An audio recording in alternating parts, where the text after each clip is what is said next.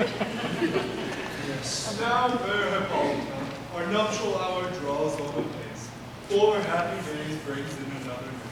But oh, methinks, how slow this old moon wanes. She lingers my desires, like to a step-dame or dowager, long withering out the young man revenue. 4 days quickly steep themselves in night, 4 nights quickly dream away the time, and then the moon, like to a silver bow, new bed in heaven shall behold the night of ours alone. Go, foolish fate, stir up the Athenian youth to marry. Awake the pert and nimble spirit of mirth. For melancholy forth the funeral, the pale companion is not for our pomp. Happy be, Theseus. All right, now, dude. Thanks, good Aegeus. What's the news with thee? Full of vexation come I complain against my child, my daughter, Hermia. Stand forth, Demetrius. This man, my noble lord, hath my consent to marry her. Stand forth, Lysander. This man, my gracious duke, has bewitched the bosom of my child. Thou, Lysander, thou, hast given her rhymes and interchanged love tokens for my child. By moonlight, at her window sung, with beating voices and bursts of beating love, and stolen the impression of her fantasy. But cunning hath filled my daughter's heart, and turned her being, which is due to me, into stubborn harshness. And my gracious duke, be so she will not hear before your grace consent to marry Demetrius. I beg the ancient pillage of Athens, as she is mine, and I make this further, either this gentleman or to death, according to our law, we need to provide in that case. What say you, fair Hermia? Be advised. To you, your father should be as a god. Demetrius is a worthy gentleman. So is Lysander. In himself he is, but in this kind, wanting your father's voice, the other must be held the worthier. I would.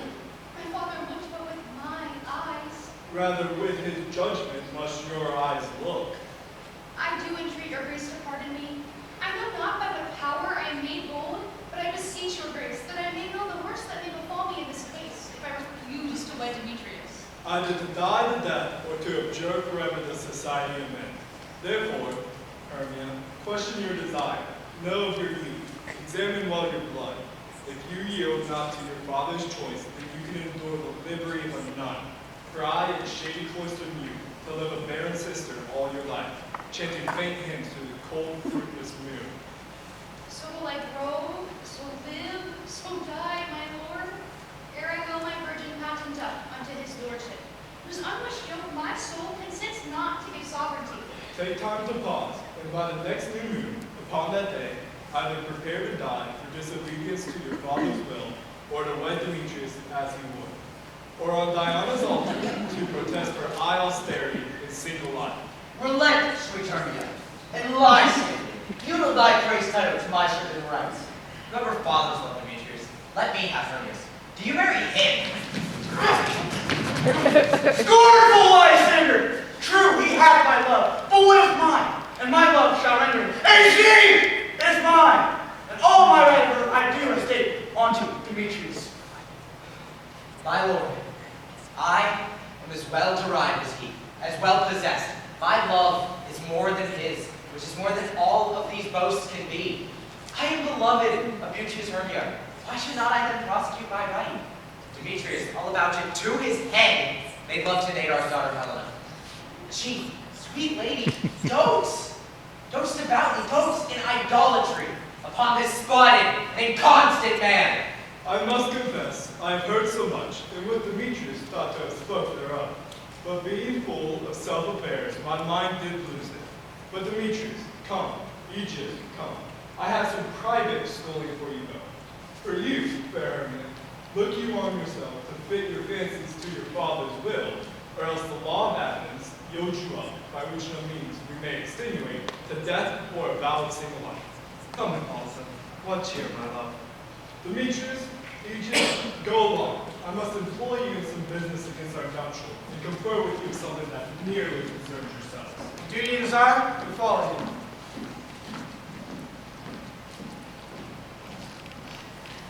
How now, my love? Why are your cheeks so pale? What chance the rose there to fade so fast? You like for want of rain, which I could well be teeming them from the tempest of my eyes. Me, it's not that I can ever read, can ever hear my tale of her history.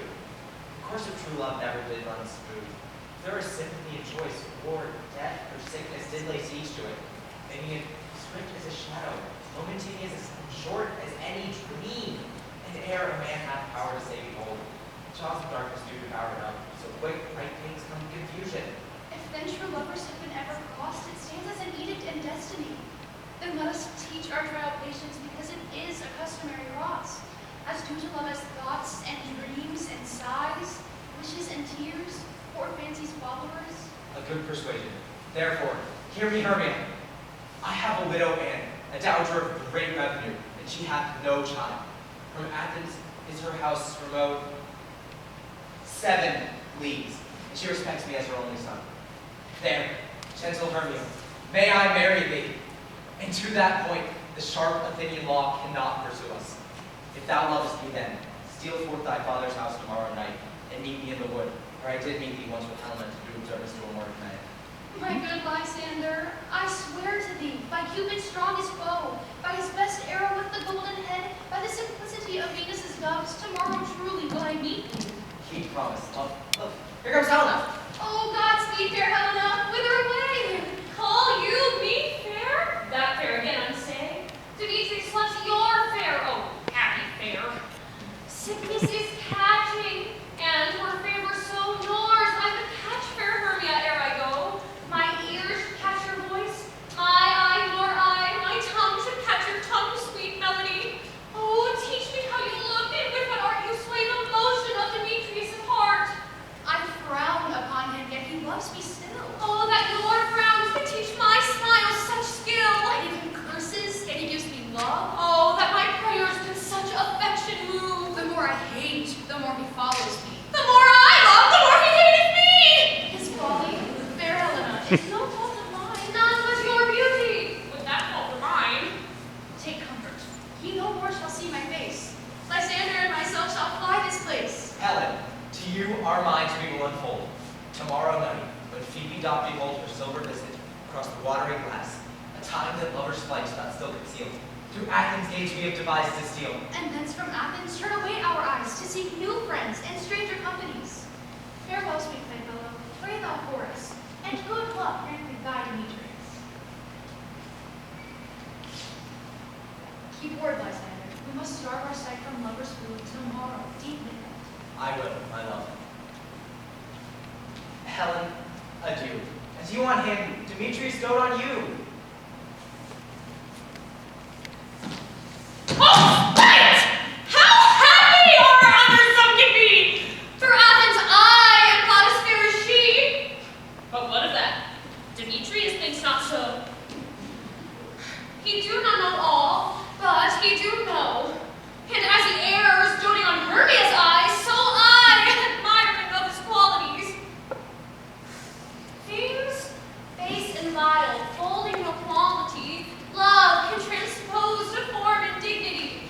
For ere Demetrius looked upon Hermia's eye, he hailed on oaths that he was only mine.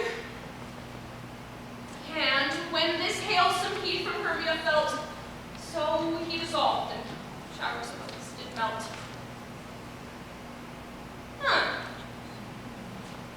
Love looks not with the eye, but with the mind. I will tell him of fair Hermia's flight, and then to the wood he will tomorrow night pursue her. And for this intelligence, if I have thanks, it will be a dear expense. But herein I need to enrich my pain, to have a sight thither, but back again.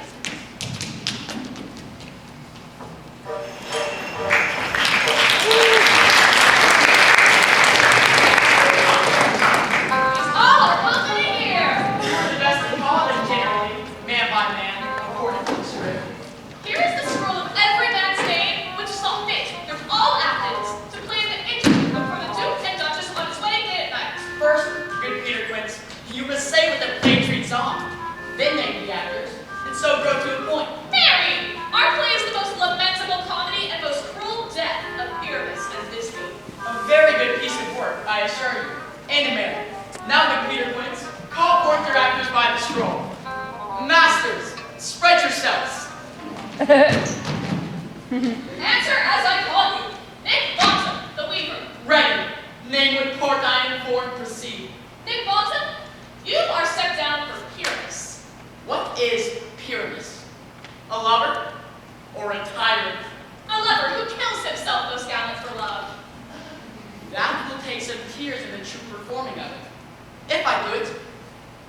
the audience look into their eyes. I will move storms that I will condole in some measure. And yet, my chief of humor is for a tyrant. I could play Hercules, or for to tear a captain, to make all split. The raging rocks, the shivering shocks, shall break the locks of prison gates. Amphibious cars shall shine from far and make a mar the foolish fates. This was lofty. Now name the rest of the players. Francis Flute, the bellows mender. You, Peter Quince. Flute, you must take Thisbe on you. What is Thisbe? A wandering knight? It is the lady that Pyramus must love. Hey, Faith, will you not play a woman? I have a beard coming. That's all one. You shall do it in a mask, and you may speak as small as you will. And may I hide my face? I can play Thisbe too. I'll speak in a monstrous little voice. Thisbe, Thisbe, Pyramus, lover dear, my Thisbe dear and lady dear. No, you must play Pyramus and Flute, you Thisbe. Well, proceed. Robin Starveling, the tailor. Here, Peter Quince. Robin Starveling, you shall play Thisbe's mother. Toss out, the tinker. Here, Peter Quince. You, Pyramus' father. Myself, Thisbe's father. Snub the joiner. You, the lion's part. And here, I hope, is a play fitted. Have you the lines part written? Pray if it be, give it be, for I am slow of study. You would do extempore, for it's nothing but roaring. Let me play the lion too. Roar! I will roar, that I will do any man's good heart to hear me. Roar! I will roar a roar that the Duke will say, let him roar again! Let him roar again! Roar! You should do it so terribly! You would fright the Duchess and the ladies, that they would shriek! And that would be enough to hang us all. I grant you, Prince, if we are to fright the ladies out of their wits, they have no discretion but to hang us. But I will aggravate my voice to roar as gently as any sucking dove. I will roar you for any nightingale. Roar! You can play no part but Pyramus! For Pyramus is a sweet-faced man, a proper man as one may see on a summer's day, a most lovely, gentleman-like man. Therefore, you must needs play Pyramus. Well, I will undertake it. Masters, here are your parts, and I am to entreat you, request you, and desire you to come the night tomorrow night, and meet me in the palace wood a mile without the town by moonlight. There we shall rehearse, for if we meet in the city, we shall be dogged with company, and our devices known. I pray you, fail me not. There we will meet, and we will rehearse, most obscenely and courageously. Take pains. Be perfect. Adieu.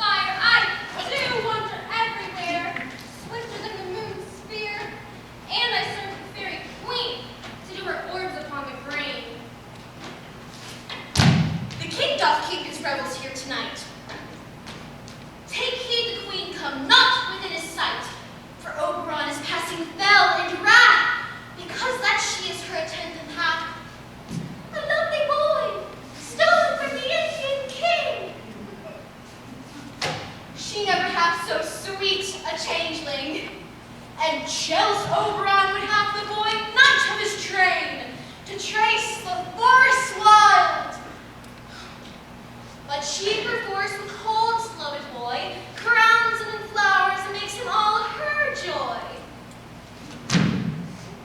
Either I mistake your shape and making quite, or you are that shrewd and knavish sprite called Robin Goodfellow.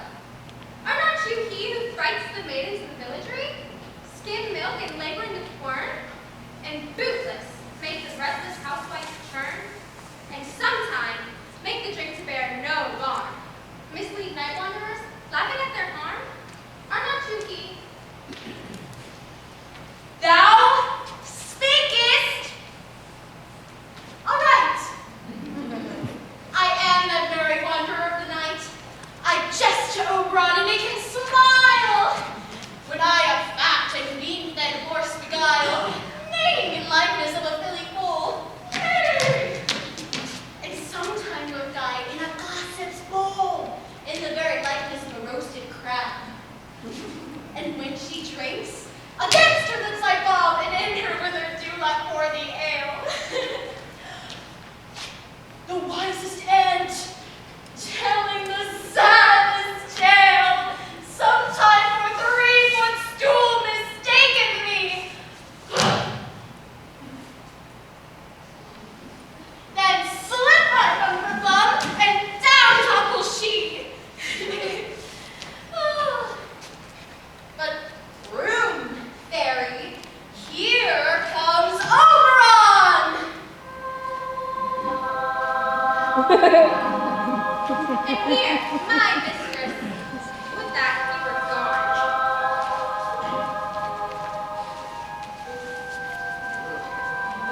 Ill met by moonlight, proud Titania. What, jealous Oberon?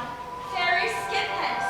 I have forsworn his bed and company. Tarry, rash wanton, am I not thy lord?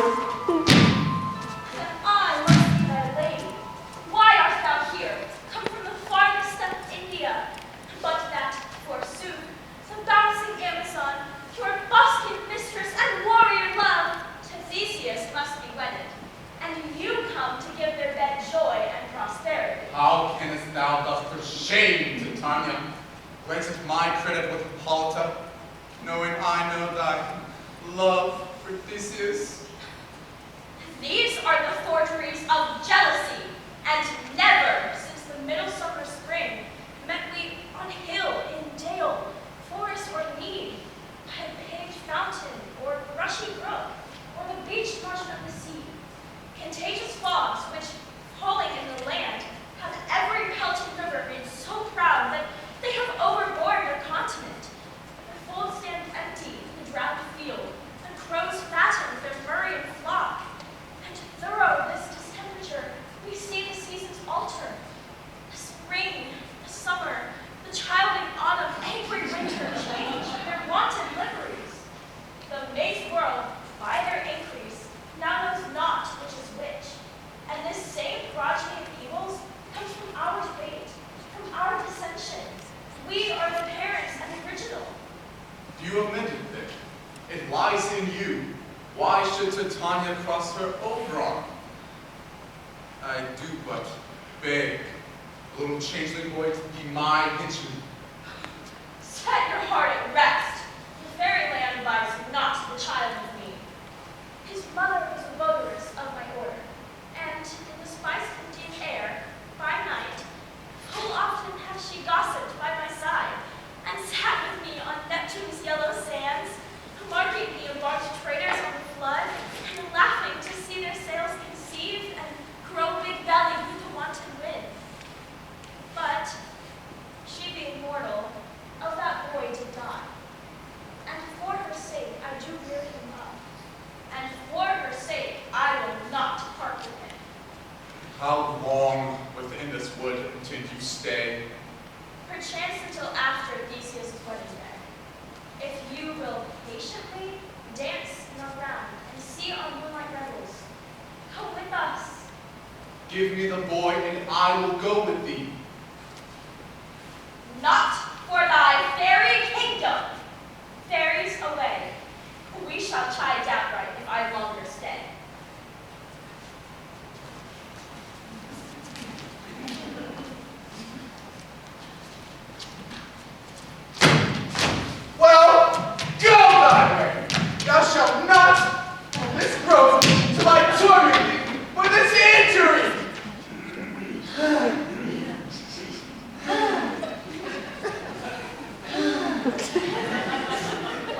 puck, come hither. Ah! Hey! Thou rememberst, since once I sat upon a promontory and heard a mermaid on a dolphin's back, uttering such a dawslet and harmonious breath that the rude sea grew civil at her song. I remember. That very same time I saw, but thou couldst not, Cupid all on. A certain Aeneater had a fair vessel thrown by the west, and he loosened his love shaft smartly from his bow. Yet I marked where the bolt of Cupid fell. It fell upon a little western flower, before milk white, now purple with love's womb, and maidens call it love in iris. Fetch me this herb, the herb I shewed thee once. The juice of it, on sleeping eyelids lay, will make or man or woman madly dote on the next live creature that at waking looks upon. Fetch me this herb, and make me here again, ere the Leviathan can swim a league. I'll put a girdle around about the earth in 40 minutes.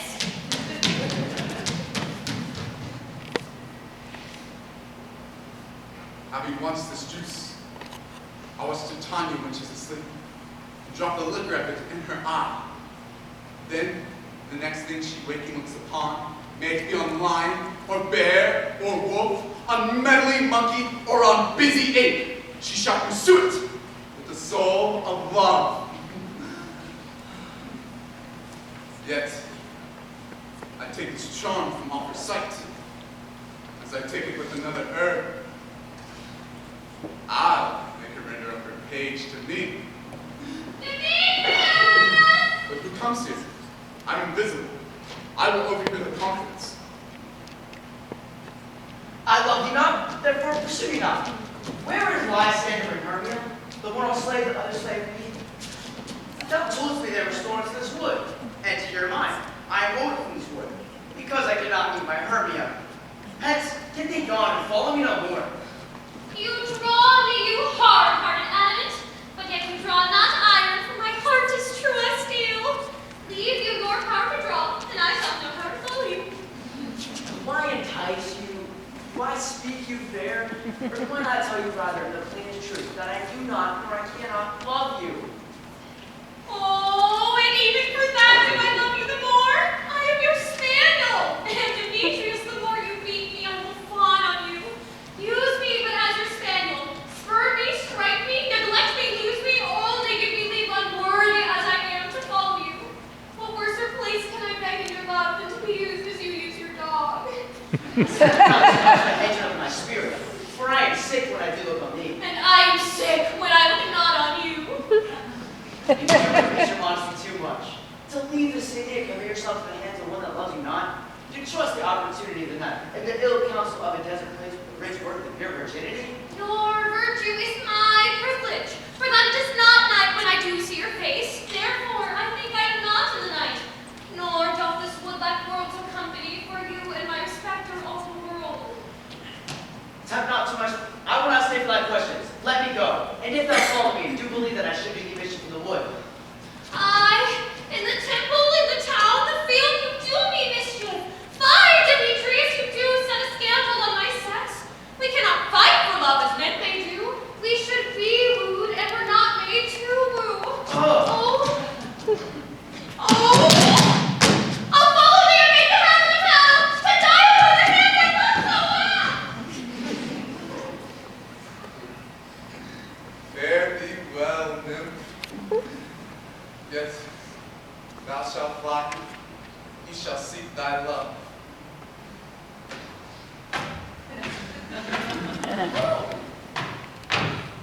Hast thou the flower there? Welcome, wanderer! Aye. There it is. I pray thee, give it to me. I know a bank where the wild thyme blows, where oxus and the nodding violet grows, quite over canopy, with luscious woodbine and with sweet musk roses and with eglantine. There sleeps Titania sometime in the night. Laud these flowers with dances and delight. The juice of this, I'll streak her eyes and make a fool of hateful fantasies. Take thou some of it, and seek through this grove. A sweet Athenian lady is in love with a disdainful youth. Anoint his eyes. Thou shalt know the man by the Athenian garments he hath on.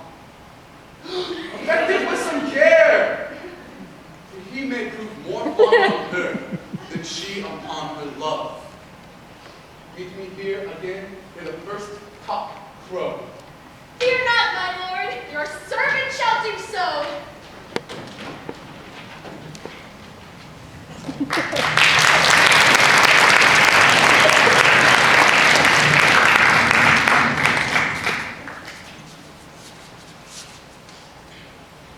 Come, now a roundel and a fairy song. Play me now asleep, then to your offices and let me rest.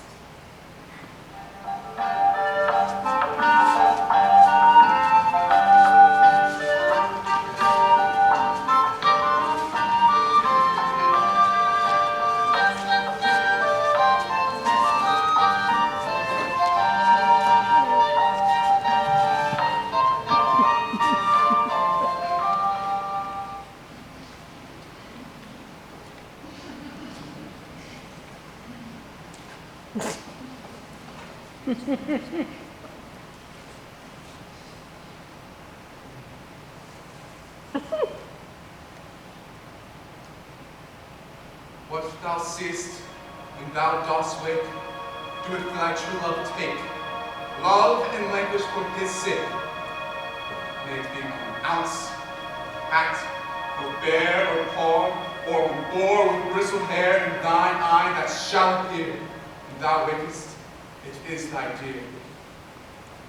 Wake when some vile thing is near.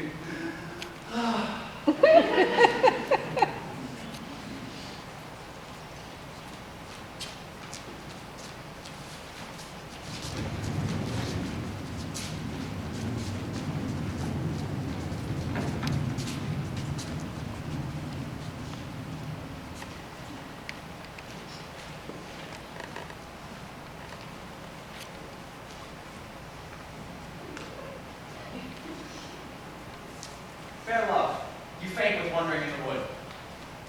And, to speak troth, I have forgot our way. We'll rest us, Hermia, if you think it could, and tarry for the comfort of the day. Be it so, Lysander. I do have a bed, for I upon this bench shall rest my head.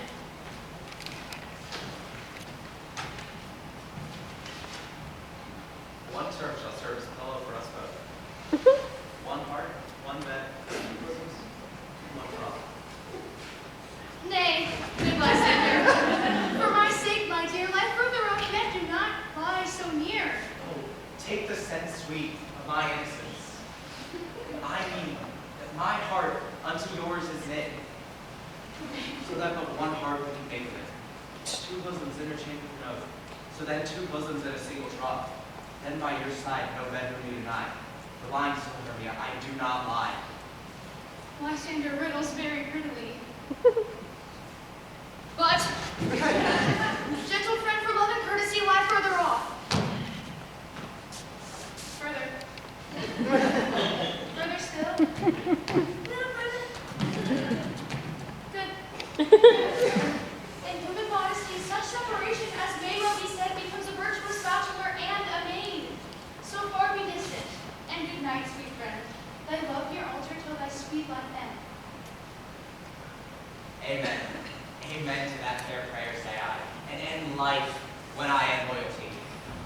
Sleep give thee all this rest. With half that wish, the wishes I need rest.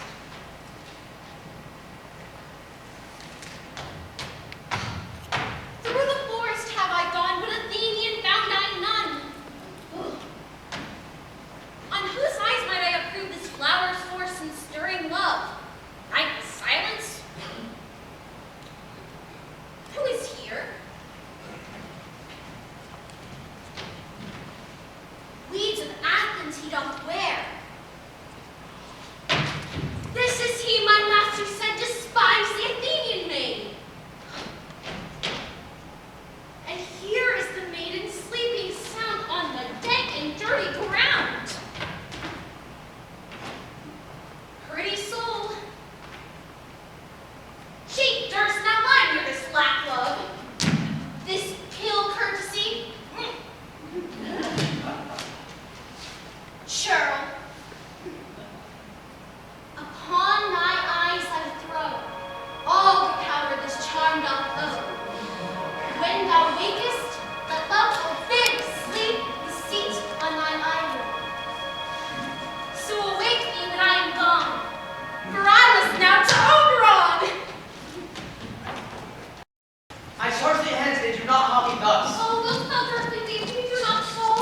thy peril. I alone will go. Whew! I am out of breath in this swan chase. The more my prayer, the lesser is my grace. Happy is Hermia, wheresoe'er she lies, for she hath blessed and attractive eyes. How came her eyes so bright? Not with salt tears. If so, my eyes are more oftener washed than hers. No, no, I am as ugly as a bear, for beasts that meet me run away for fear. Oh. Lysander? Lysander? Lysander, on the ground. Dead? Or asleep? I see no blood, no wound. Lysander, if you live, good sir, awake.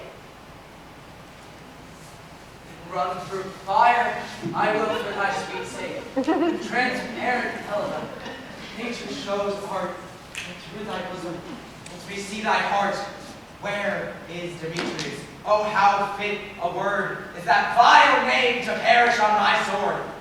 Do not say so, Lysander. Say not so. What though you love your Hermia? Lord, what though? Yet Hermia loves you still, so be content. Content with Hermia? No, I do repent the tedious minutes with her have spent. Not Hermia, but Helena I love. Who would not trade a raven for a dove? Man is by his reason swayed, and reason says that you are the worthier maid. Wherefore was I to keep this mockery born? With your hands did I deserve this scorn.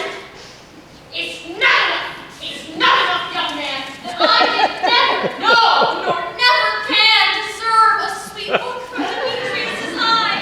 But you must love my insufficiency. But fare you well. Perforce I must confess I thought you a lord of more true gentleness. Oh, of a lady one man refused, should have another never be abused.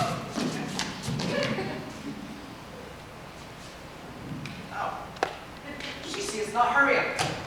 Hermia, sleep thou there, and never mayest thou come Lysander near. And all my powers address your love and might to honor Helen and to be her knight.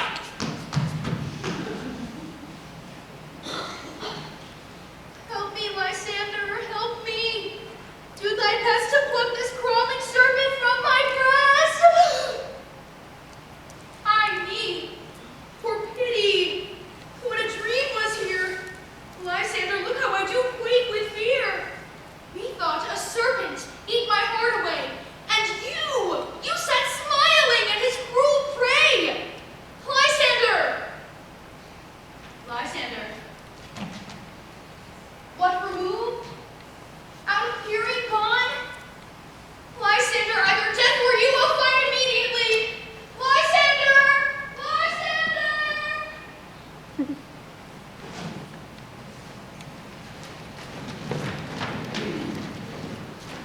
Are we all met? Here's a marvelous convenient place for our rehearsal. This green plot shall be our stage. This pulpit would bring our tiring house, and we will do it in action as we will do it before the Duke. Peter Quince, What sayest thou, bully Rodney? there are things in this comedy of Pyramus and Thisbe that will never please. First, Pyramus must draw a sword to kill himself, which the ladies cannot abide. How answer you that? Bar Lake and Parlous Spear. I believe we should leave the killing out when all is done. Not a whit. I have good advice to make all well. Write me a prologue, and let the prologue seem to say, we will do no harm with our swords, and Pyramus indeed is not killed. And for the even better assurance, tell him that I, Pyramus, am not Pyramus, but Bottom, the weaver. This will put them out of here. Well, we will have such a prologue, and it shall be written in 8 and 6. No, make it 2 more. It shall be written in 8 and 8. Will not the ladies be afeard of the lunge? I fear it, I promise you. Therefore, another prologue must thou please not of. Nay, you must name his name, and half of his face must be seen through the lion's neck. And he must say thus, or to the same effect of, ladies, or fair ladies, I wish beseech you, or I entreat you, or I request you, not to fear, not to tremble, my life for yours. For if you think I come hither as a lion, it's for pity on my life. No, I am no such thing. I am a man as many other men are. And there, plainly, let him name his name. Snug to join him. Well, it shall be so. But there is two hard things. That is to bring the moonlight into a chamber. For you know, Pyramus and Thisbe did meet by moonlight. God, you didn't shine that night with glare, right? A calendar. Look in the almanac. Find me moonshine. Find me moonshine.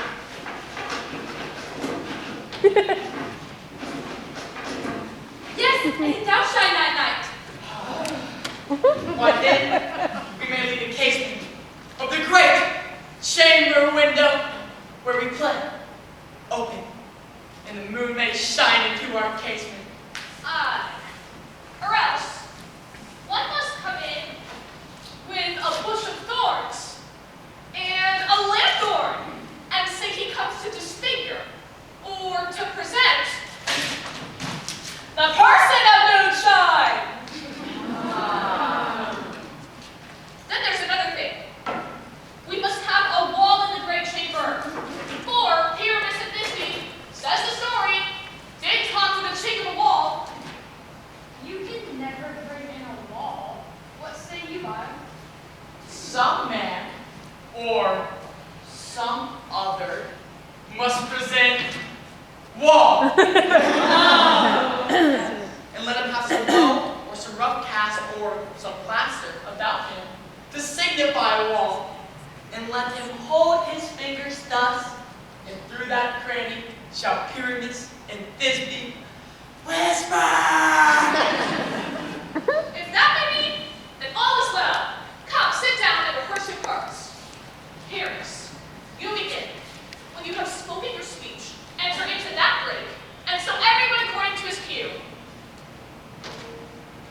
What hempen homespuns have we swaggering here, so near the cradle of the fairy queen? What? A play toward? I'll be an author. An actor too, perhaps, if I see cause. Speak, Pyramus. Thisbe, stand forth. Thisbe, the flowers of odious sabers. Odors, odors. Odors, sabers, sweet. So hath thy breath, my dearest Thisbe dear. But hark, a voice. Stay thou here a while, and by I will to thee appear. A stranger Pyramus than e'er played here. Must I speak now? I, Mary, you must. For you must understand that it goes but to see a noise that you've heard it is to come again. Most radiant Pyramus. No. Most radiant Pyramus. Most radiant Pyramus. No. Most radiant Pyramus. Most radiant Pyramus. Most radiant Pyramus. Most radiant Pyramus. Those lily white of hue, of color like the red rose on triumphant Friar. As true as horse, it yet would never tire. I'll make thee Pyramus, and Ninny's too. Highness too. Bad boy, you must not speak that yet. Bad to answer to Pyramus. You speak all your part at once, cues and all. Pyramus, enter. Your cue is past. It is never tire. As true as horse, it yet would never tire. If I were fair. Oh, strange! We are haunted! Great monsters! Blind monsters! Help! Oh, Lord, thou art changed. What do I see on thee? What do you see? An ass head of your own, do you? Leslie, Leslie! Thou art translated! Wait, Peter, wait, come back. I'll follow you. I'll lead you bouncing around. Through bog, through bush, through brake, through briar. Sometime a horse I'll be. Sometime a hound. Woo! A hog, a headless bear. Sometime a fire. And neigh and bark and grunt and roar and burn. And horse, hound, hog, bear, fire at every turn.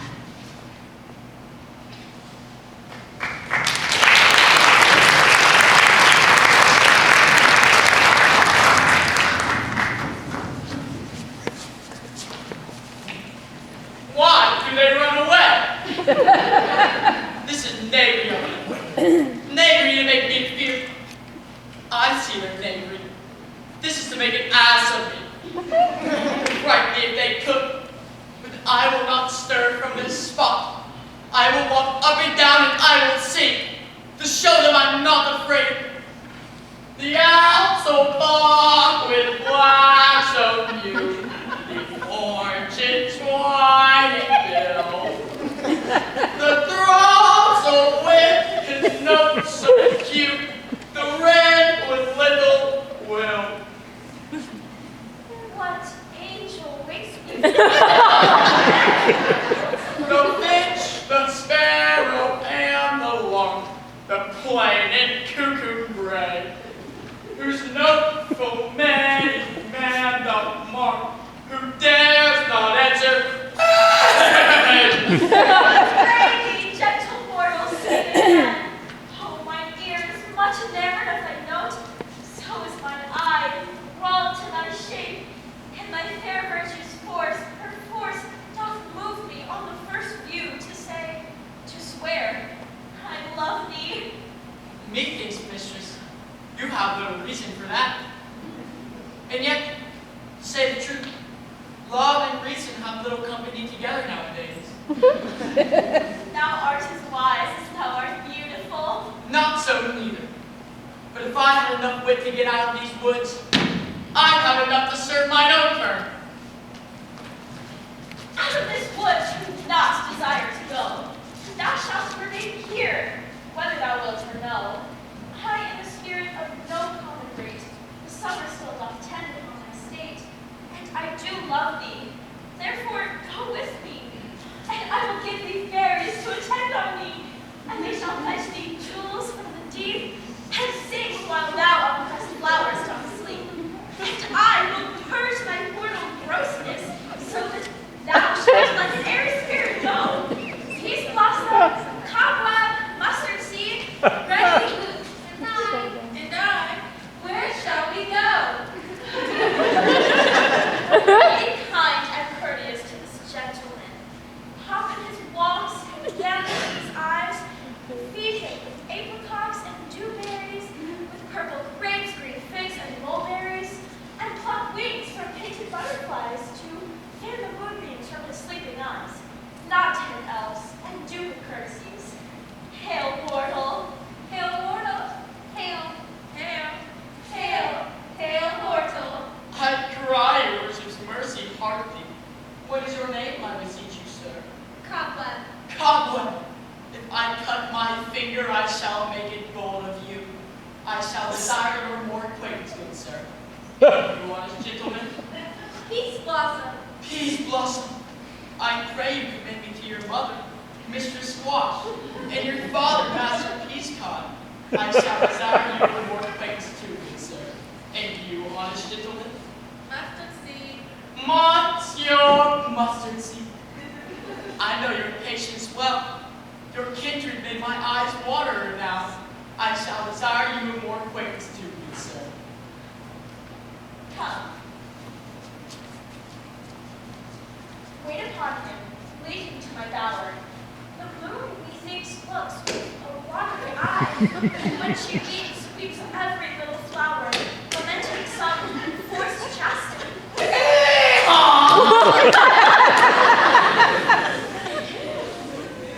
Tie up my love's tongue. Bring him silently.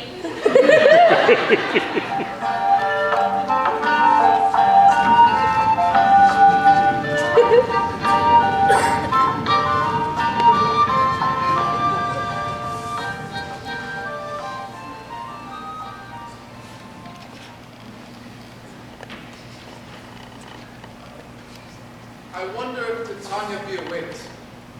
Then what it was that came next in her eye, which she must dote on in extremity. So here comes my messenger. How now, mad spirit? What's natural now about this haunted grove? My mistress, with a monster is in love.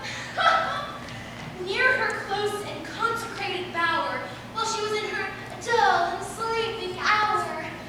Crew of patches, rude mechanicals that work for bread upon Athenian stalls,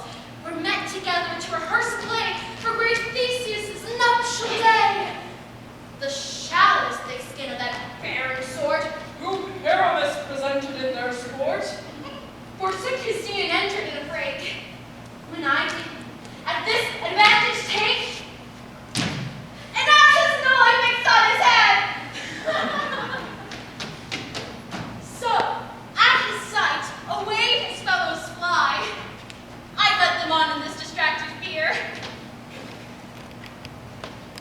And last sweet Pyramus translated there, when, in that moment, so it came to pass, Titania waked and straightway loved an ass. This smells not better than I can devise.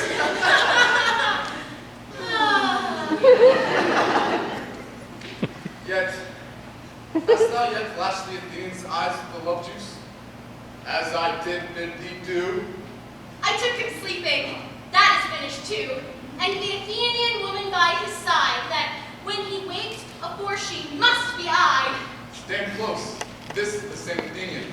This be the woman, but not this the man. Oh, I rebuke from him that loved you so, thy breath so bitter on your bitter foe. I'm now a chide, but I should use thee worse.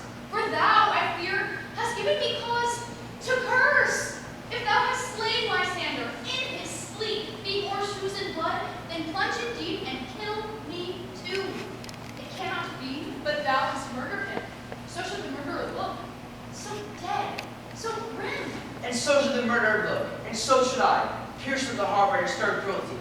Yet you, the murderer, look so bright, so clear, as yonder Venus in her glimmering sphere. What's this to my Lysander? Where is he? Oh, good Demetrius, wilt thou give him me? I would rather give his carcass to my house. Out, dog! Out, cur! Thou drivest me past the bounds of maidens' patience! Hast thou slain him then? Henceforth be never numbered among men. Oh, once tell true, even for my sake. Durst thou have looked upon him being awake, and hast thou killed him sleeping? You spend your passion on this rise new. I am not guilty of Lysander's blood, nor is he dead for aught that I can tell. I pray thee, tell me then that he is well. And if I could, what should I get there for? A privilege never to see me more, and from thy hated presence part I so. See me no more, whether he be dead or no. There is no falling her this fierce vein. Here, therefore, for a while I will remain.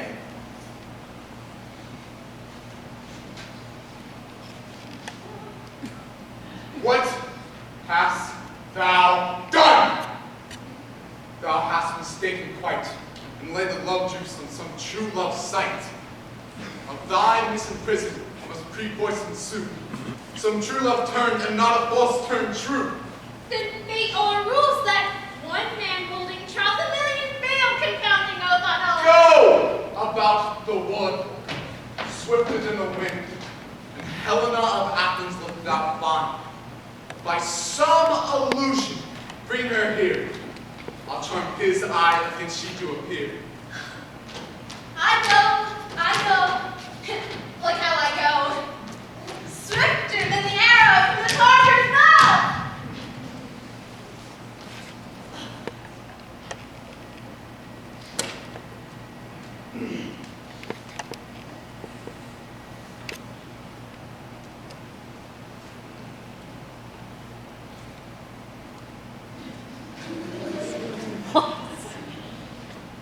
Cloud of his purple dye, hit with Cupid's archery, sink into apple of his eye. In his love he doth inspire, let her shine as gloriously as Venus of the sky. And thou wakest, if she be by, fay her for ribbon. Captain of our fairy band, Helena is here at hand, and the youth mistook by me, pleading for a lover's speed. Shall we their fond pageant see? Lord, what fools these mortals be! Stand aside, the noise they make will cause Demetrius to awake. Then two will at once do one, that must needs be sport alone. But those things do best please me that they fall preposterously. Why should you think that I should woo in scorn? Scorn and derision never come in tears. Look, when I vow, I weep, and vows so born, and their nativity, all truth appears. How can these things that we seem scorn to, bearing the badge of faith to prove them true? You do advance your cunning more and more, when truth kills truth. Oh, devilish holy frame, these spells are hurting us. Do you give her o'er? Wait oath with oath, and you shall nothing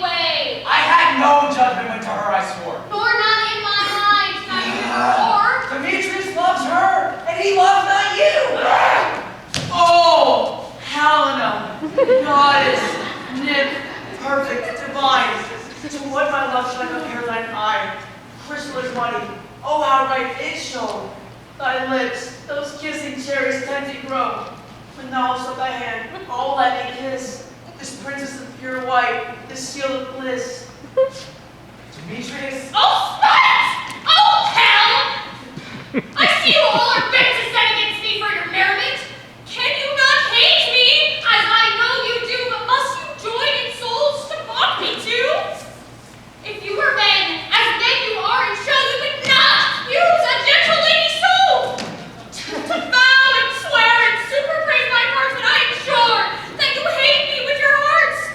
You both are rivals in love, Hermia, and now both rivals to mock Helena? A trim exploit, a manly enterprise to conjure tears in a poor maiden's eyes. Demetrius, you're unkind. Be not so. You love Hermia. This you know, I know.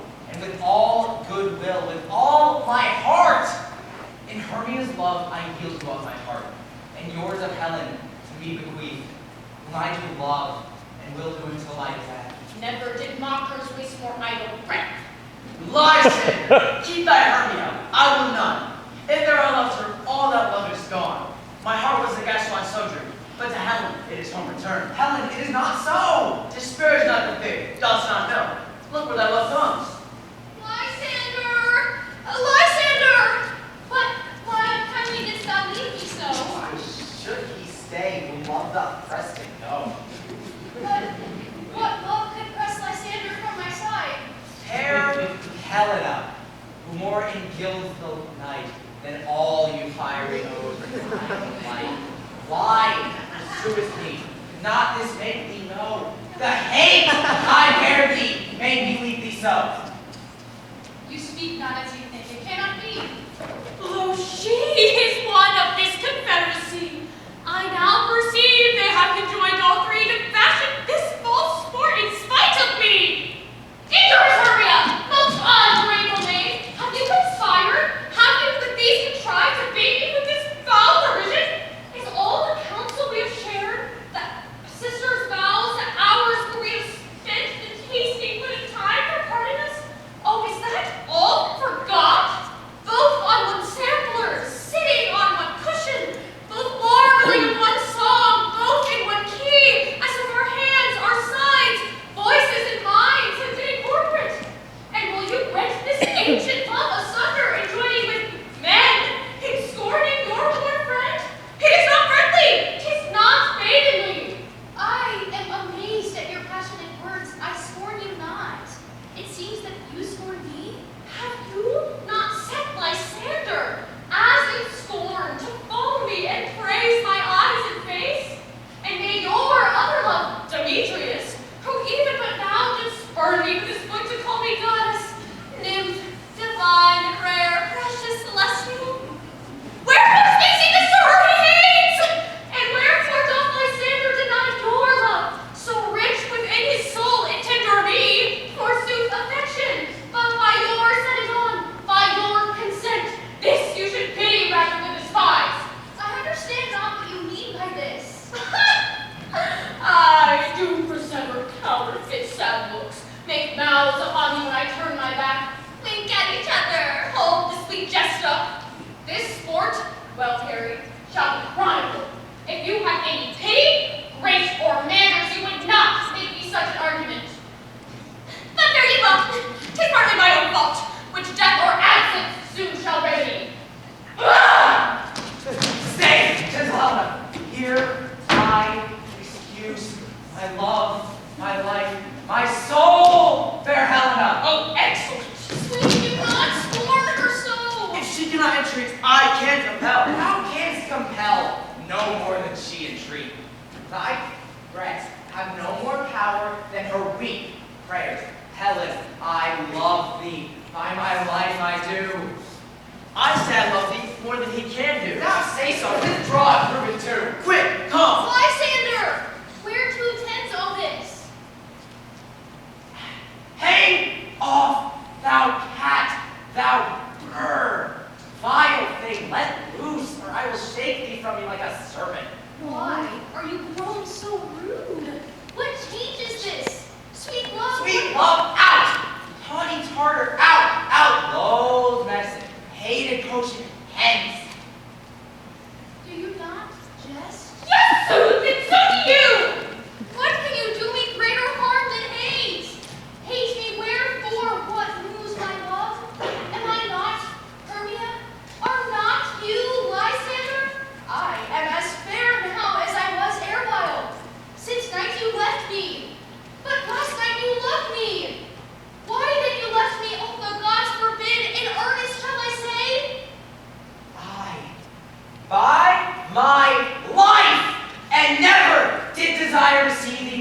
Therefore be out of hope, of question, of doubt, be certain, nothing truer, 'tis no jest, that I do hate thee and love Helena. Oh, me. You juggler! You canker blossom, you thief of love! What have you come by night and stolen my lost heart from him? Fine face! No face, no touch of bashfulness! What? Will you tear and pagan answers from my gentle tongue? Fine! Fine! You counterfeit! You puppy, you! Love it my soul! Why, that way goes the game. Now I can perceive that she hath made compare between our statures. She hath urged her height, and are grown so high in his esteem because I am so dwarfish and so low? How low am I, thou painted maypole? Speak. How low am I? Oh, I am not yet so low, but that my nails can reach unto thine eyes!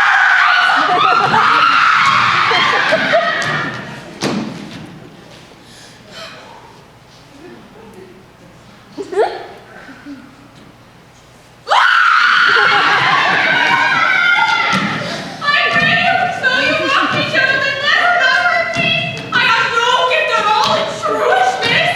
Let her not strike me, and perhaps they make me confuse something lower in myself than I can match her. Lower! Hark again! Good Maria, do not be so bitter with me. I evermore did love you, Maria, did ever keep your counsels, never wronged you. Save that, in love unto Demetrius, I told him of herself into this wood. He followed you, for love I followed him. But he chid me hence and threatened me, to spurn me, to strike me, nay, to kill me too. And so, he will let me quite go to Athens, till I bear my folly back and follow you no further.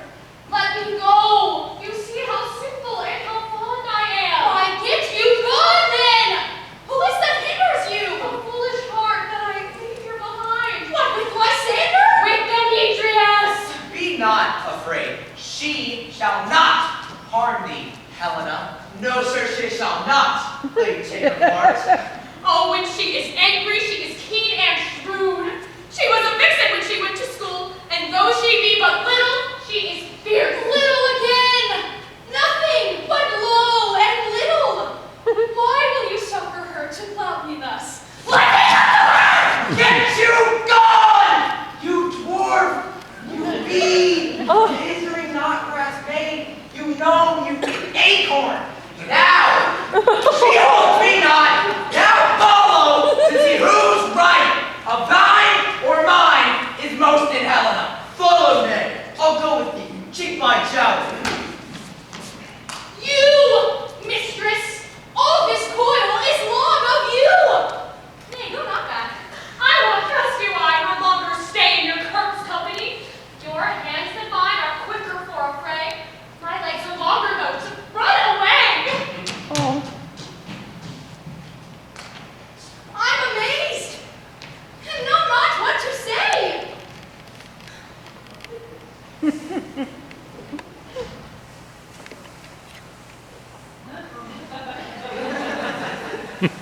This is thy negligence. Still thou mistakest, or else committest these knaveries willfully. Believe me, King of Shadows, I mistook. Did you not tell me I should know the man by the Athenian garment he had on? So far blameless proves my enterprise that I have anointed an Athenian's eyes. Thou seest these lovers seek a place to fight. Hide therefore, Robin, overcast the night. The starry welkin cover thou anon, with drooping fog as black as the harbor, and lead these testing riders so astray that one cannot within another's way. Like Lysander, sometime framed thy tongue, then stirred Demetrius up with bitter wrong, sometime railed thou like Demetrius. From each other lean them thus, till o'er their brows death counterfeiting sleep, with leaden legs and batting wings doth creep. Take thou some of this herb, and see through this robe, Lysander will drop it in his eye. I and his affair do thee employ, I'll to my queen. I will beg the little Indian boy. I will her charm that I release from monster view, and all things shall be peace.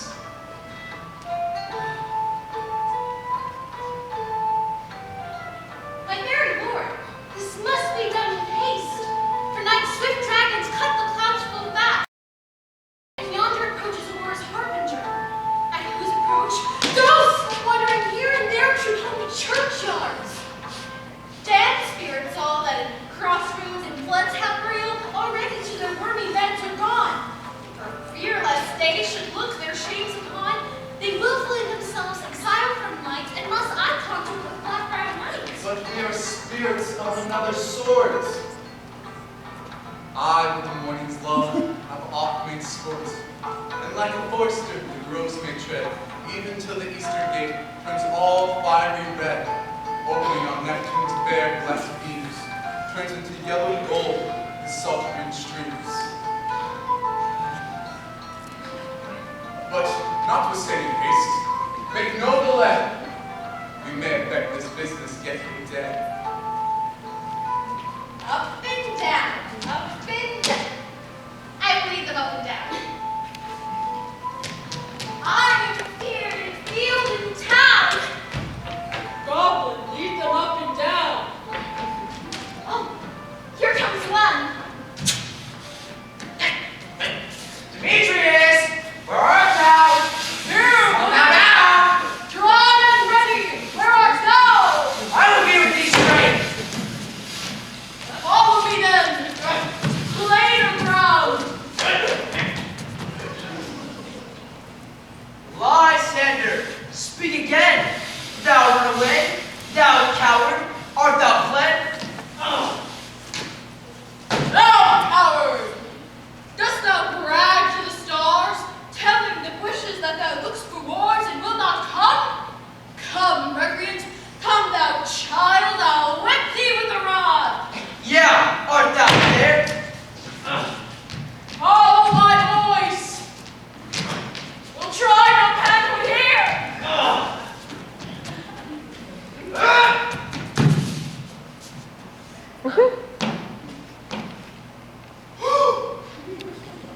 I come where he calls, then he is gone. He dares upon me. He is gone. The villain is much lighter heeled than I. I flew fast, but faster did he fly. Then fallen am I in dark, uneven way. Fears will rest me. Come thou gentle day. Where art thou now? Come hither, I am here. Nay then, thou mockest me, thou shalt not steer. If ever on thy face by daylight see, now go thy hurry, quickness constraineth me. I measure my length of this old bed, by day's approach look to be visited. Oh, weary night, oh, long and tedious night, abate thy hour.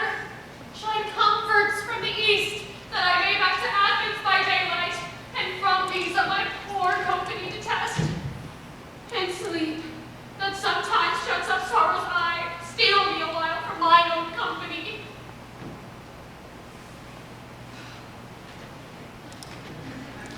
Never so weary. Never so involved.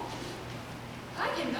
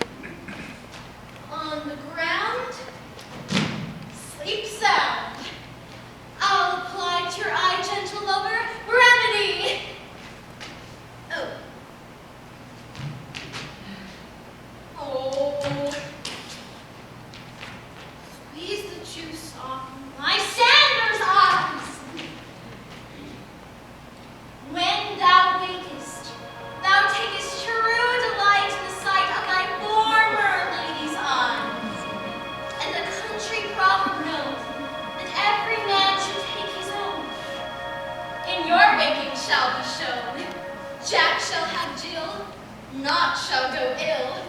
The man shall have his mare again, and all shall be well.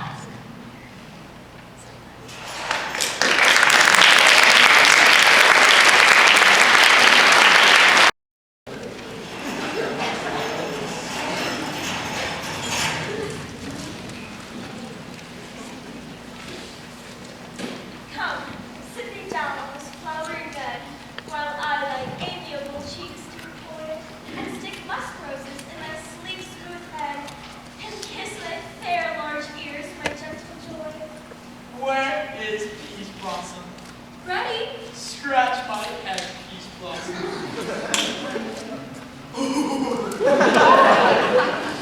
Where's Cobweb? Ready? And Monsieur Mustard Seed? Ready? What is that? Oh, nothing good one store, but to help cavalry Cobweb, to scratch. I must to the barber, for methinks I am marvelous hairy about the face, and I am such a tender ass. If my hair would have tickled me, I must scratch. What, wilt thou hear some music, my sweet love? I believe I have a reasonable good ear to music. I'll have the horns and bones. Or say, sweet love, what thou desirest to eat? I have a great desire for hay, good hay, sweet hay, hath no fellow. But I pray you, let none of your company disturb me, for I have an exposition of sleep come upon me. Sleep thou, that will wind thee in mine arms. Fairies, be gone, be always away. So doth the woodbine, the sweet honeysuckle gently interest, the female ivy enrings the murky fingers of the elm. Oh, how I love thee.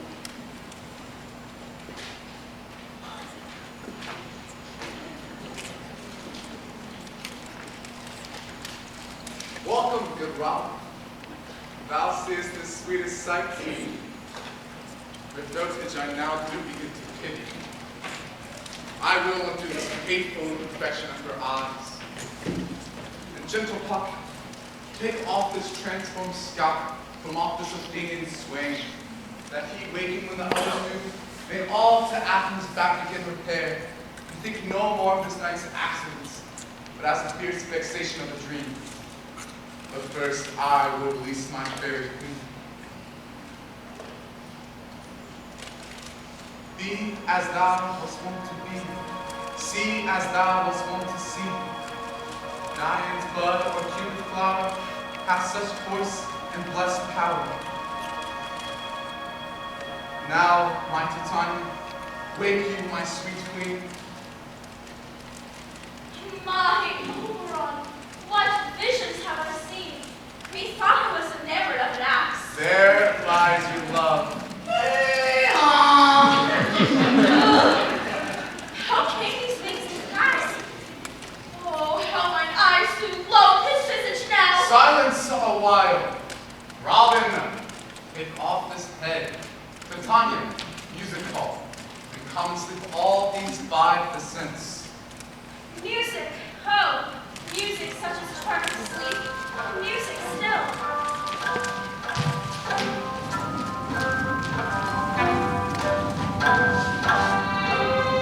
Now, when thou wakest, thine own lies peep. Sound music. Come, my queen, take hands with me, and rock the ground whereon these sleepers be. Now thou and I, our new enemy, shall tomorrow midnight solemnly dance in Duke Theseus' house triumphantly, and blessed to all their prosperity. There shall the pairs of faithful lovers be wedded, with Theseus and all jollity. Fairy king, attend and mark. I do hear the morning lark. Then, my queen, in silent sad, trip we after the night shade. We the globe compass soon, swifter than the wandering moon. Come, my lord, and in our flight, tell me how it came. This night where I'm sleeping was found with these mortals on the ground. Oh. For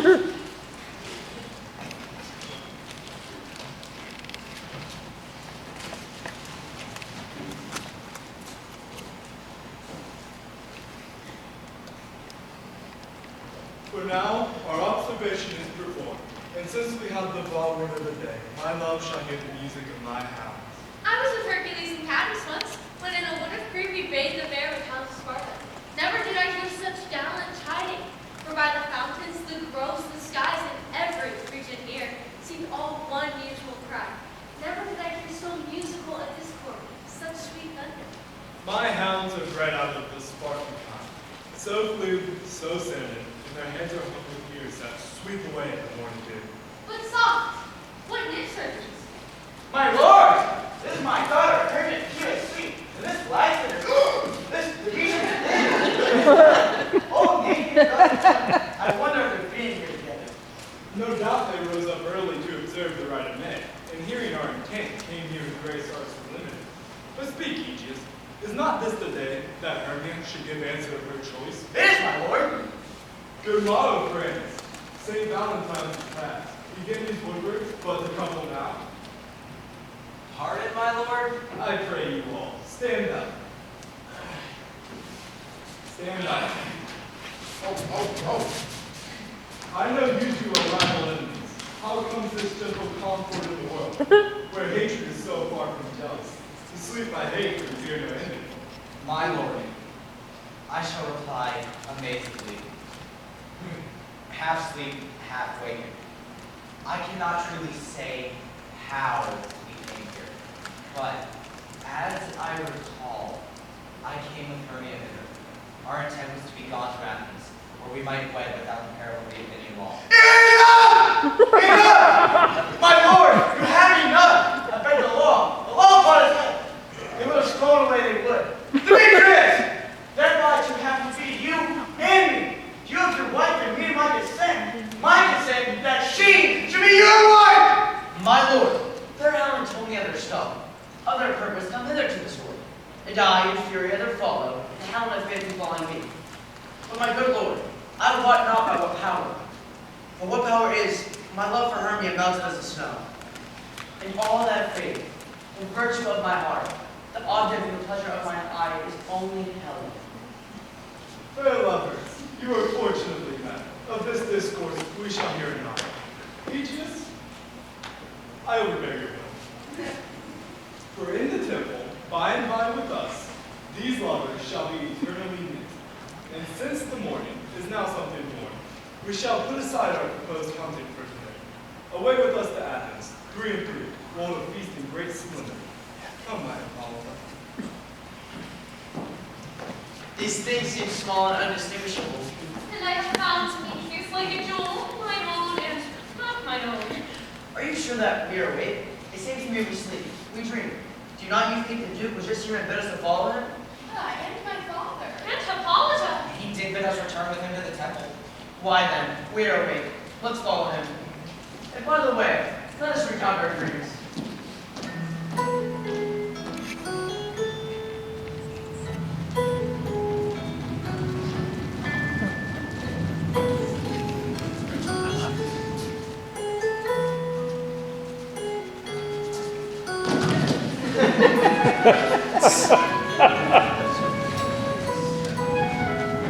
My cue comes.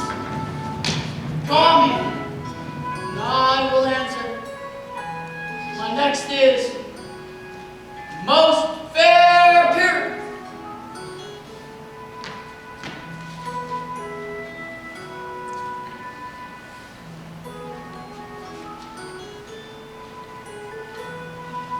Peter quits. Flute the bellows mender. Snout the tinker. Starveling. God's my life. Stolen hints. Left me asleep. I've had a most rare vision. I've had a dream. Past the wit of a man to say what dream it was. Man is but an ass if you go to expound about this dream. Methought I was There's no man to tell me what thought I was, and me thought I had. But man is past the fool if he offer what me thought I had. The eye of man hath not heard, the ear of man hath not seen. Man's hand is not able to taste, his tongue to conceive, nor his heart to report what me thought my dream was. I will get Peter Quince to write a ballad of this dream. I will call it Bottom Stream, because it had no bottom. Have you sent to Bottom's house? Is he come home yet? He cannot be heard of. Without a doubt, he's transported. He come not in the place, Mar. Goes not forward, doth it? It is not possible. There's not a man in all of Athens able to discharge Pyramus but me. No, he had simply the best wit of any handicraft man in Athens. Yeah, and the best person too. And he is very Paramore for a sweet voice. We must say Paramore. Paragon. And Paramore is, God bless us, I think not. Masters, the Duke is coming from the temple, with 2 or 3 more larger ladies married, and hearts more I continue, we had all been made. Sweet bully Bottom. Never hath he lost 6 pence a day during his life, and the Duke would have paid him 6 pence a day playing Pyramus. I'll be hanged. He would have deserved it. 6 pence a day is Pyramus, or nothing. Where are these lads? Where are these lads? Most courageous day, most happy hour! Masters, I am to the scores of wonders, but I must not tell you what. For if I do, I am no true thieving. I will tell you right as it fell out. Let us hear, sweet Bottom. Not a word of me. All I will tell you is, the Duke hath died. Get your apparel together. New strings to your beards, good ribbons to your pumps. Meet presently at the palace. For the short and the long is our play preferred. And in any case, let he who plays Thisbe have clean linen, and let he who plays the lion not pare his nails, for they shall hang out at the lion's claws. And most of your actors eat no onions, nor garlic, for we are to utter sweet breath. And I do not doubt but to hear them say, it was a sweet comedy. No more words. Away! Go away!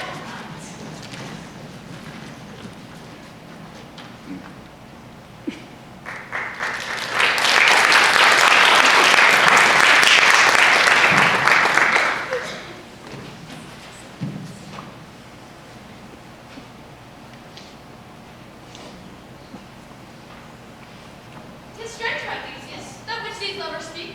More strange than true, I may never believe these antique fables, nor these fairy tales. Lovers and madmen have such seething brains, such shaking fantasies, that apprehend more than cool reason ever comprehends. That, if it would but apprehend some joy, it comprehends some hidden bringer of that joy. Or the night, imagining some fear, how easy is a bush supposed to bear? But all the story of the nights went over, and all their minds transfigured so together, more witnesseth than fancy's images, and grows to something of great constancy, but still so strange and admirable. Here come the young lovers now, full of joy and mirth. Joy, gentle friends, joy and fresh days of love accompany your hearts. More than 'twas weight in your royal locks. Your board, your bed.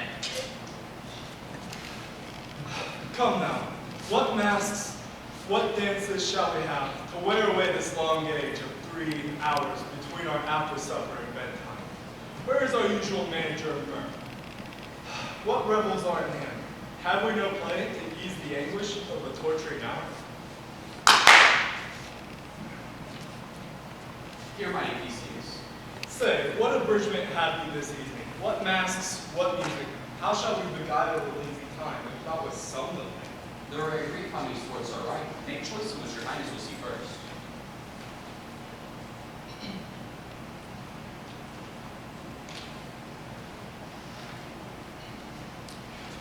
The Battle of the Centaurs, to be sung by an Athenian eunuch to the harp. We'll have none of that. The Ride of the Tipsy Backers, carrying the Thracian singer in their range. That is in all the lines. It was played when I from Thebes came last to conquer. The thrice 3 muses, mourning for the death of learning and beggars. That is the song's that keen and critical. not serving for a nuptial ceremony. A tedious and brief scene of young Pyramus and his love Disney, very tragical young. Merry and tragical? Brief and tedious? That is, hot eyes and wonder a strange snow. How shall we find the concord of this discord? A play there is, my lord, some 10 words long, which is as brief as I have known a play. But by 10 words, my lord, it is too long, which makes it tedious. For in all the play, there is not one word, apt, one player fitted. And tragical, I know what word it is. For curious, there ain't no killed himself, which when I saw rehearsed, I must confess, made mine eyes water. For merry tears, the passion of God laughter never shed. What are they now? Hard-headed men that work in Athens here, which never labored in their minds till now, and now toil their unbreathed memories with this same play against war nuptial. And we shall hear. No, my noble lord, it is not for you. I have heard it over, and it is nothing, nothing in the world. I shall hear that play. For nothing can be amiss when simpleness and duty hinder. Go, bring them in.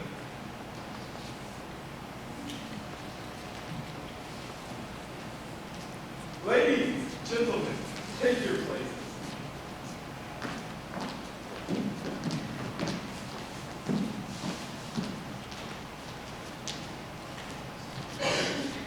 He says they can do nothing of this kind. The kind are we to give them things for nothing.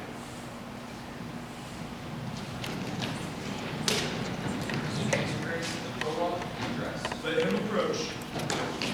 If we offend, it is with our goodwill, that you should think we come not to offend, but with goodwill, to show our simple skill, our true intent is all for your delight. Ahem! Ahem! Gentles, perchance you wonder at this show, but wonder on, till truth make all things plain. This man is Pyrrhus, if you know. This beauteous Lady Thisbe is certain.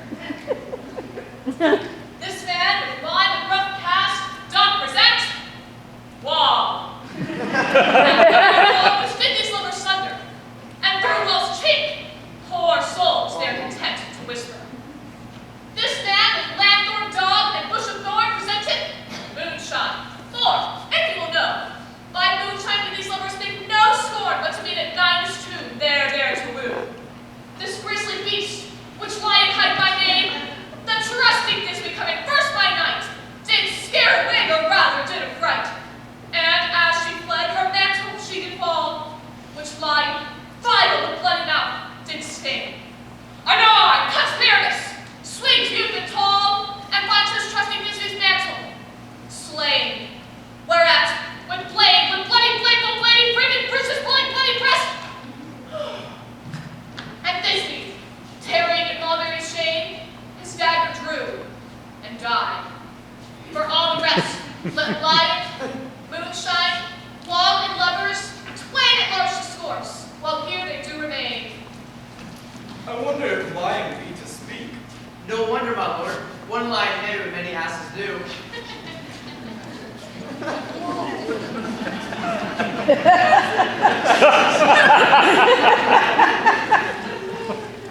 In this same interlude, it doth befall that I, one snap by name, present wall. And such a wall, I would have think headed in a crane Moorish king, through which the lovers, Pyrrhus and Thisbe, did often whisper very secretly, this loam, this rough cast doth show that I am that same wall. The truth is so, and this, the crane is right and sinister, through which the fearful lovers are to whisper. Do you desire lion here to speak, Edward? It is the wittiest partition that ever I heard discourse, my lord. Silence! Here the scrolls near wall. Oh, grim-looking night! Oh, night, with you so black! Oh, night, which art when day is not! Oh, night! Oh, night! Alack! Alack! Alack! I fear my Thisbe's promises forgot. No wall, a sweet, lovely wall that stands between her father's ground and mine. Oh, wall, sweet, lovely wall, show me thy cheek, to blink through with mine eye. Thanks, courteous wall. Jump shield thy well for this. But what I see, no Thisbe do I see. Oh, wicked Walter, who I see no bliss. Cursed be thy stones for deceiving me. The wall, yes. Being sensible, you should curse again. No, in truth, sir, you should not. Deceiving me is this due to enter. She is to enter now, and I am to spy her through the wall. It'll walk out as I told you. Yonder she comes.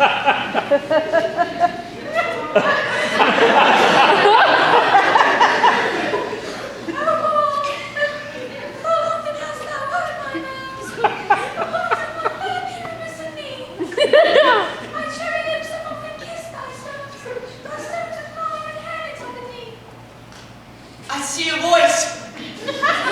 Not able to the chin. I can hear my Thisbe's face.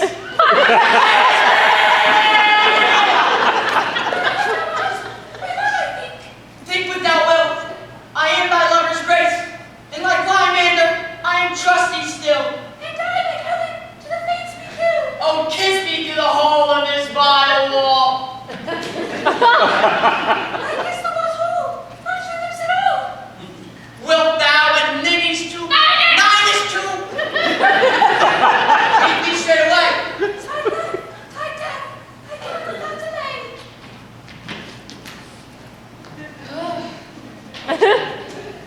Thus have I, Wall, my partner Shark so, and being done, does this wall away doth go. Is the mantle now down between the two neighbors? This is the silliest stuff that ever I heard. The best in this are but shadows. And the worst or no worse if imagination had been them. Then it is of your imagination, not theirs. If we think of them, no less than they of themselves, they may pass for excellent men. Here come two noble beasts now, a man and a lion. Gentle hearts here, the smallest monstrous mouse that is on the floor, may now perchance will quake and tremble here, when lion, rough and wild as rage, doth roar. Roar! Roar! Roar! But know that I am snug the joiner, a lion's fell, or else a lion's dame, for if I come into this place and strive as lion, 'twere pity on my life. Roar! Roar! A gentle beast of a good conscience. The very best of beasts that e'er I saw.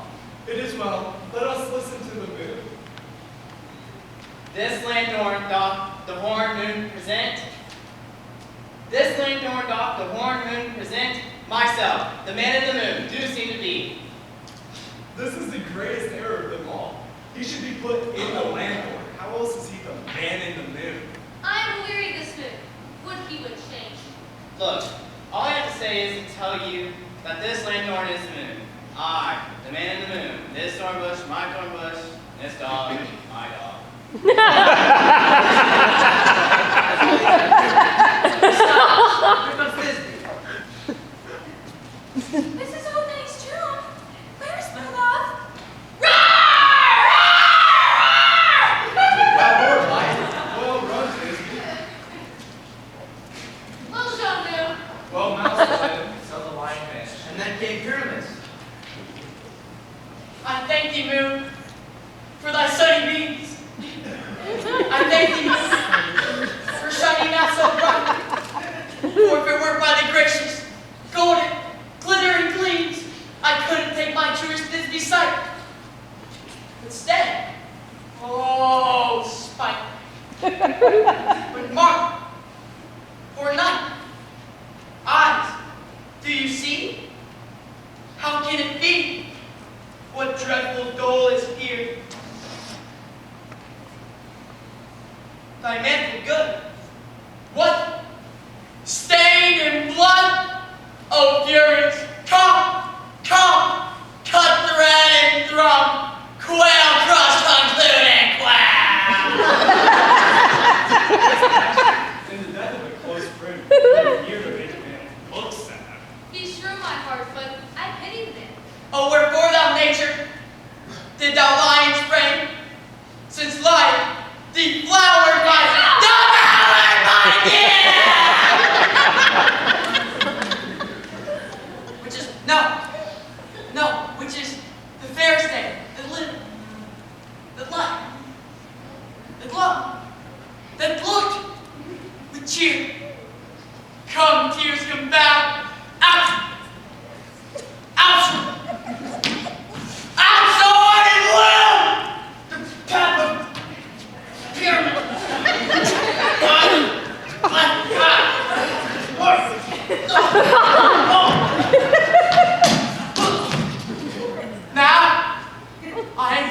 Now, I am wet.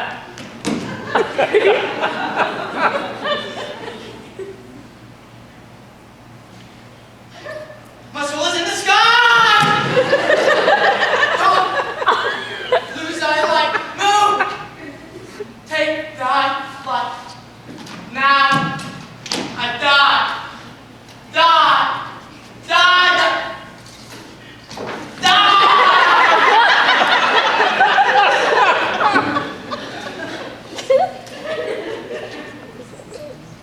Asleep, my love?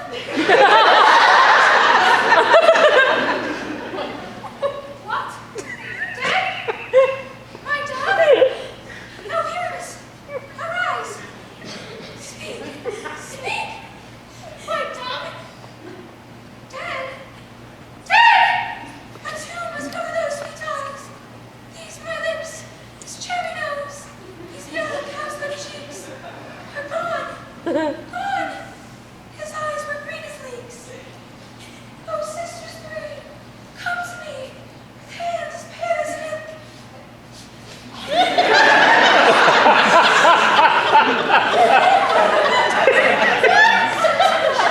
With shears, he's the red of silk. Tongue, not a word. Come, trusty sword.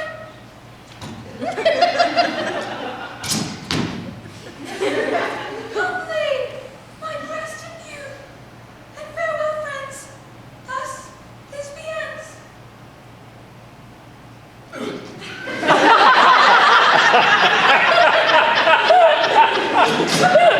Adieu. Adieu.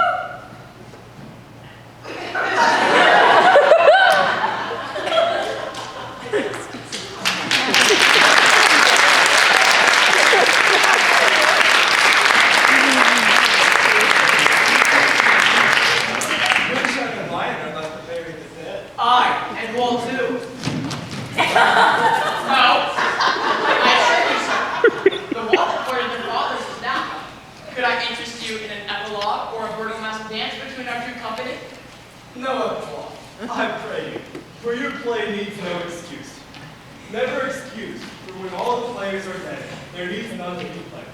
And so it is, truly, and very notably, this charge. Late grandpa.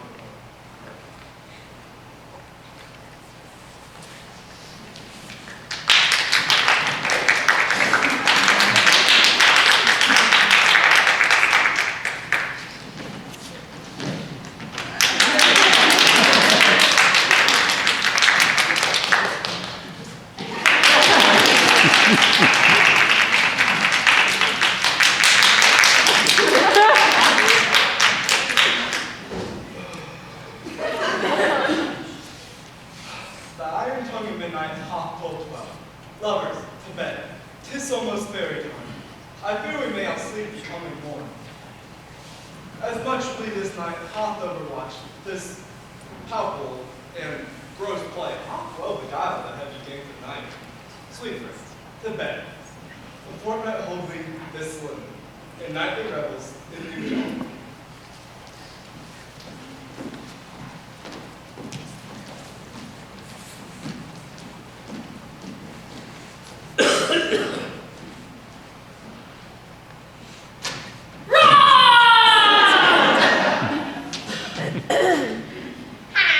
Now the hungry lion roars, and the wolf behowls the moon. Woo! And the heavy plowman snores, all the weary tasks were done. Now the wasted brands do glow, and the screeching owl, screeching loud, puts the wretch that lies in woe in remembrance of a shroud. Now it is that time of night. Graves all gaping wide, everyone looks forth their sprite, and the churchway paths to glide. And we fairies, run by the third Hecte's team, from the presence of the sun, following darkness like a dream. Now our frolic, not a mouse shall disturb this hallowed house. I am tasked with broom before, to sweep the dust behind the door.